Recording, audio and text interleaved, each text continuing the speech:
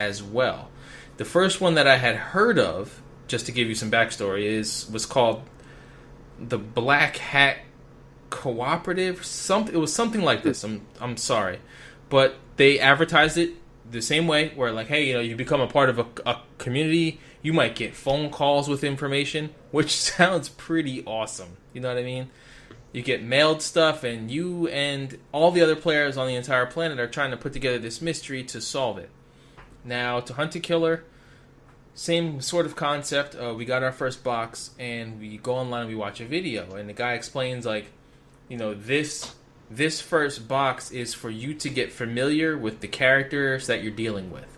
So this is different to us, and Chris, I'm going to put you in this, in this group too, even though you haven't played. Was us being gamers, whether it's a board or video games, our main goal is to win. Absolutely. We want to solve the thing. And one thing about board games, real quick, not sidetrack too much, is that a lot of people don't know about co-op board games where you play together to beat the game. Okay, but there's a lot of them out there, and they're easily the best games ever. So in this case, you want to win. We always will look for the best way to win, the cheapest way to win. Strategize and do whatever you need to do to win the game and make sure that you don't lose it. So that's how we approached box number one, and we're kind of going through the clues and things, and we're reading. They sent you like a letter from the company. The story is like there's a guy who may be in an asylum or a hospital or someplace that is contacting you. It's almost like a pen pal system. Guy contacts you, and he writes you a letter like, "Hey, I'm this guy," and he's kind of like cryptic and weirdish. I'm not going to go into too much detail because in case somebody wants to do it, I'm not going to spoil everything. But we're trying to figure out how to win box one to be prepared for box number two, when in reality, box one is just so you know who you're dealing with, right? This is this guy's character. You kind of get used to the way he talks. He's kind of like a weirdo dude. And then you get a letter from the company, not the creators of the game, but the company who allows the pen pal to do their thing. And, they send you news clippings and some pictures, and you kind of have to figure out what's going on with these items. You know what I mean? So you start trying to piece things together. You're going to Google. You're trying to find the original pictures and all this stuff. And it was really cool, right? We're like, all right, it was really cool, but what are we doing? And Doug, I'll jump in. You explained it perfectly. Right now, we're excited. And we're thinking, we solved a few things. I think there was one like cryptogram that your wife Fran solved, and we were excited about that. We were piecing things together, and we said, hey, this is the first box. We don't really know if we should keep trying to solve something. Is there something to solve, or is this just the first box? And we're like, let's try the second box. Because obviously it's a subscription service. You can't get it all right away, but there's got to be, where's the end goal? Can I beat it by box 4? Who knows, right? So we decided, let's go to box 2, which came the other night, and I'll bring it back to you, Doug. So we got box number 2, and mind you, this, like, again, it's cool. It's cool. You open the box, you're like, oh, you're like doing the Nintendo 64 to it, and you open it up, and there's like a black light in there, and the person sends you a checklist of the items that are in the box, like basically the security guard who checked all the items and wrote notes. You got a letter from the guy again, and you also got a letter from the company again, and then you got like a folder that had all this medical information in it, and it looks cool. It's so cool to be reading it and trying to figure things out. It really is. We take the black light on the back of one of the papers, and there's stuff showing up. We're like, man, we're like total sleuths.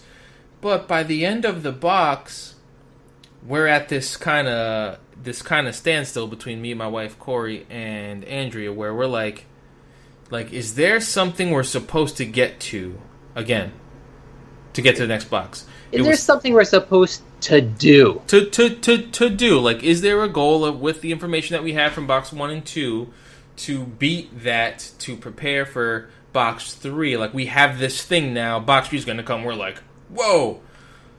But then we realized, like, okay, box 1, they weren't being cryptic when they said we were just supposed to be getting to know the guy. That turned out to be very true. Box 2 was like, now we know what's going on in the story, right? They sent us, and I'm totally going to kind of spoil a little bit, they sent us like a tooth They sent us, like, again, the black light had like a blood stain on this piece of paper, and we found out that the guy, like the guy was friends with one of the security dudes, so that's how we got the medical records, and all that starts to be really cool. Like, oh man, he totally like shipped us the stuff we weren't supposed to have. But then we're kind of thinking to ourselves by the end of the night, and we were doing this for a couple hours, right? We were like researching some stuff, and we get to the point where we're like, man, what's next? Right. And it almost felt like, and this stuff is expensive. It's expensive. $30 a month. Okay? Yeah. That's expensive. It's expensive for what we're doing. When you Right. think about it in the long run, I think there's 8 episodes. $30 was that $240 Right. And for this experience. But in reality, what it really ended up kind of being, and from how we all kind of felt, because we were Doug, skeptical. I know exactly what you're going to say. Let me pause you real quick. I'm going to Okay. get back to that. So the one thing in box 2, so we understand we have to solve this murder, right? We got to solve this murder. He's telling us that he knows somebody that's really innocent, so we have to kind of like We have to figure get out the guy. why he's innocent, maybe how this person got killed. So now I'm like, okay, well, how do we physically solve it? And there was this letter that said, hey, if you get anything suspicious, you need to notify our company. Let us know who the person is, all the details. And I'm like, oh, great. This is their way of telling us this is how you can solve the game, right? Submit an email to them or write to them. So that's what I thought we were going to be doing. Right. And we pieced together that there's, via timeline on dates and all the paperwork. And again, this to me was excellently done. If you look at the timeline and you read that this guy got put into lockup, and then it's just like, yo, the guy couldn't have done it because he was locked up, right? So somebody else did this and tried to frame him, and we totally had that going. But in reality, what's happening with these boxes it's just a story. That's what we were afraid of with box 1, was that you're getting a piece to a story, you're going through it like, man, this is really cool. Next box comes, okay, I'm starting to put it together. Next box is going to come, all right, man, I totally see that this guy's innocent. Next box comes, wait a minute, maybe he isn't. You know what I mean? So it ends up being like a story, but come to find out, like, you don't win. You just experience it. Yes, so it's not like a legacy game where you spend money and have an experience and somebody wins. Right. This, you're just along for the ride, and you're paying $30 for another chapter in a book. Yeah, it literally is a chapter, and that kind of hurts when you think about it. And I think it's important to know that, and it got to the point where we were so worried about it, me and Corey both just looked up spoilers, right? We totally did. And because here at Hit Points Gaming, I feel like, this might be a spoiler, so mute the thing for the next 15 seconds, is like, we don't want you to do this going into, I don't want you to go spend $30 a month on this and think it's something that it isn't. At the end of it, we found out that you basically make the decision what happens as the player. They don't tell you what actually happened. No, you just be like, oh, well, I believe A happened, and this person believes, well, I believe B happened. And that's literally it. Like, that's kind of lame, man. It's kind of lame. Like, imagine if you got to the end of a video game, and it's just like a text box came up that said, what do you think? Yeah. Right. It was pitched to us like a board game almost, in a box. Yeah. Solving a mystery. Hunting a killer. That's like a verb. Hunt. I'm going to solve this, find this person. Yes. It was more of like, hey, and it's an experience on its own. It's is. If you want that type of experience, if you like murder mysteries and just reading, but us as a gamer, we wanted to win or have an ability to pass or fail. You know what I mean? And this did not have it, and we have stopped our membership. That is an experience that I don't really care for. Really great idea, but just drop the ball on the solving part. On the other hand, I feel like some people are going to be so into it, and I think that's totally cool.